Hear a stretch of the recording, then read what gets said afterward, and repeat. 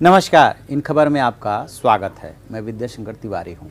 महाराष्ट्र में सरकार फंस गई है, शिवसेना अपनी बात पे अड़ गई है और जब से उसकी मुलाकात एनसीपी प्रमुख शरद पवार से हुई है उसके बाद उसके बोल और बढ़ गए हैं। उसने अपने स्टैंड को सख्त कर लिया है। शिवसेना ने बहुत होशियारी से, यानी कि उद्धव ठाकरे जो उसके प्रमुख हैं, उन्होंने संजय राउत को आगे कर दिया है और कह दिया है कि जितना बोल सकते हैं, सख्त लैंग्वेज का इस्तेमाल कर सकते हैं, उतना कीजिए।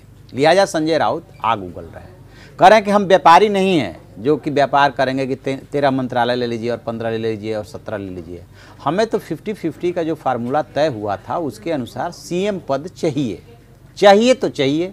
उद्धव ठाकरे कह रहे हैं कि आप यदि ऐसा कहते हैं कि आपकी जिद है तो जिद ही मान लेते हैं, जिद है।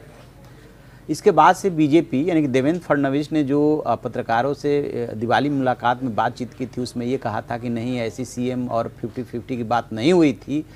अब वो मौन हो गए हैं और बीजेपी का केंद्रीय नेतृत्व भी नहीं बोल रहा है।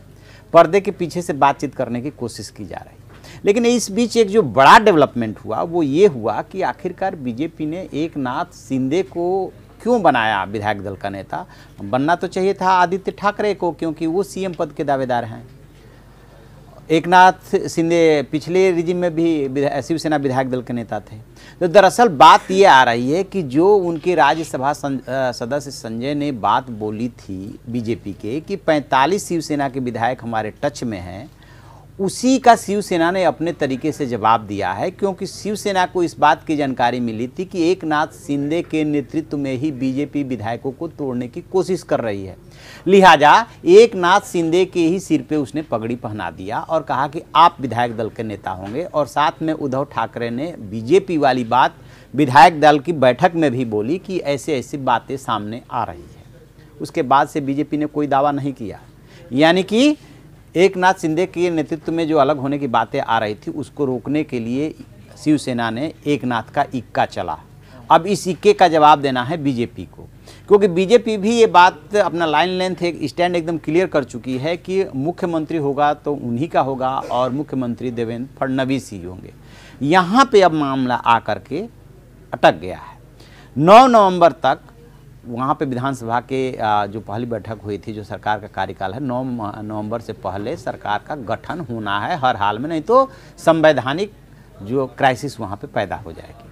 अभी 1 हफ्ते का टाइम है। अब ये देखते हैं कि बीजेपी ने अब ये होशियारी की है कि सार्वजनिक रूप से बयान देने के बजाय अब पर्दे के पीछे से बातचीत कर रही है। शिवसेना को भी ये सूट कर रहा है।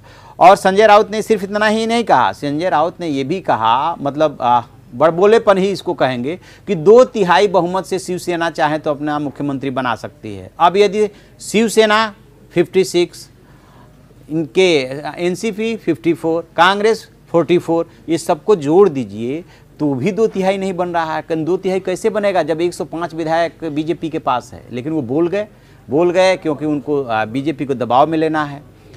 बहरहाल ये सारा जो दाव पे चला जा रहा है, एकनाथ का इक्का तो इसलिए शिवसेना चली, और अब जो दाव पे चला जा रहा है वो ज़्यादा से ज़्यादा हार्ड बार्गेनिंग हो रही है दोनों तरफ से। अब देखते हैं कि बीजेपी इसका क्या रास्ता निकालती है, क्योंकि शरद पवार से मुलाकात करके शिवसेना ने ये संकेत तो दे दिया कि हमारे पास एक ये भी विकल्प है।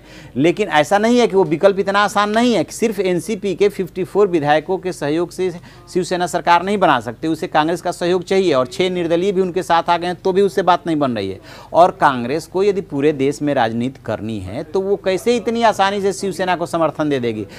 निजी बातचीत में या निजी दोस्ती होना एक अलग बात है, और जो है सैद्धांतिक रूप से आगे बढ़ करके और शिवसेना की सरकार को सपोर्ट करना, उसका मुख्यमंत्री बनवाना अलग बात है। कांग्रेस को अभी भी पूरे देश में राजनीति करनी है। यदि वो शिवसेना जैसे दक्षिणपंथी पार्टी हिंदुत्व की कट्टर समर्थक के साथ जाती है तो उसे नुकसान भी तो हो सकता है, क्योंकि कांग्रेस किसी भी सूरत में सॉफ्ट हिंदुत्व की एक लाइन जो लेगी, जैसे राहुल गांधी मंदिर घूमे थे, टीका लगाया, जनेऊ धारण किए, वो उससे बहुत ज़्यादा आगे वो कट्टर हिंदूवादी पार्टी तो नहीं हो सकती।